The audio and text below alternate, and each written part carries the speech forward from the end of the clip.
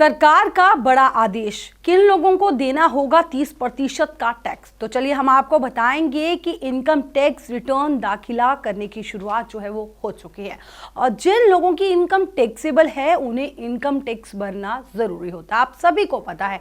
वहीं अगर हम बात करेंगे वर्तमान की तो दो अलग अलग टैक्स रिजीम के हिसाब से इनकम टैक्स दाखिला किया जाता है।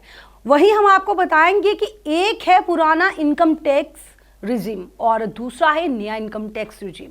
वही इस बारे अगर हम बात करें इस बार की तो इस बार से नया income tax regime default regime है और ऐसे में हम आपको बताएं कि नए इनकम टैक्स रिजीम से टैक्स दाखिल करते हुए कुछ बातों का आपको ध्यान रखना चाहिए। वित्त वर्ष की अगर हम बात करें तो वित्त वर्ष 2023 से 24 के बजट से वित्त मंत्री जो हैं निर्मला सीतारमण की ओर से एक नया ऐलान जो है वो किए गए थे। आपको हमें बताएंगे, जिस तरह आपको पता होगा कि निर्मला सीतारमण की ओर से कई ऐलान जो थे वो वित्त वर्ष की अगर हम बात करें 2023 से 24 के बीच में तो कई ऐसे जो बजट की अगर हम बात करें तो कई बजट में ऐलान जो थे वो किए गए थे और इन ऐलान के जरिए अगर हम बात करेंगे तो वित्त मंत्री की ओर से इनकम टैक्स रिजीम में भी बदलाव की घोषणा की गई थी, आप सभी को पता होगा। और इसके साथ ही एक नए इनकम टैक्स रिजीम में कई बदलाव किए गए हैं। क्या बदलाव किए गए हैं? ऐसे में अगर आप नए इनकम टैक्स रिजीम से टैक्स दाखिल करते हैं तो आपको 30% का टैक्स जो है वो चुकाना पड़ सकता है।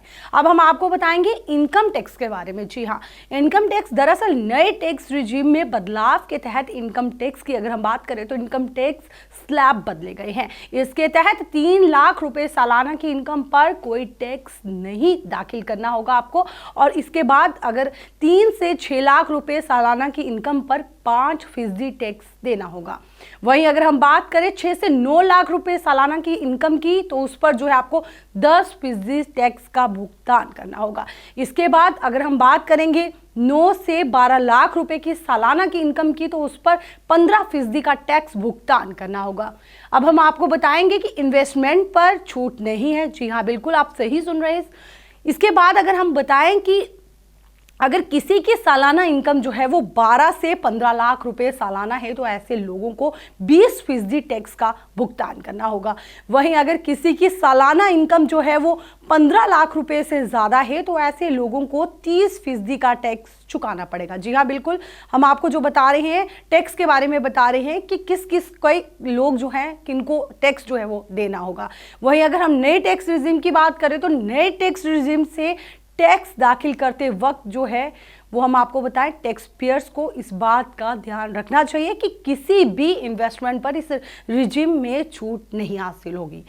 अब हम बताएंगे आपको कि इसमें मिलेगी छूट। जी हाँ, बिल्कुल अगर किसी टैक्स पेयर को अपने इन्वेस्टमेंट पर छूट हासिल करनी है तो उसे पुराने टैक्स रिजीम के हिसाब से इनकम टैक्स रिटर्न दाखिल करना होगा, तभी वह अपने निवेश पर टैक्स जो है वो टैक्स करते वक्त जो है वो छूट हासिल कर पाएंगे। तो चलिए आज हमने आपको बताया कि 30% जो टैक्स के बारे में हमने आपको बताया कि किन किन लोगों को जो है वो टैक्स पे करना होगा और सरकार का एक बड़ा ऐलान जो आया है, जो हमने अपनी इस रिपोर्ट के माध्यम से आपको पूरी इस पर विस्तार पूर्वक जानकारी दी। तो चलिए आज के हमारे इस रिपोर्ट में बस इतना ही। तब तक के लिए मुझे तारिका महाजन को और वीडियो जर्नलिस्ट कमल सिंह को दीजिए इजाजत। आप देखते रहे द न्यूज़ नाउ। नमस्कार।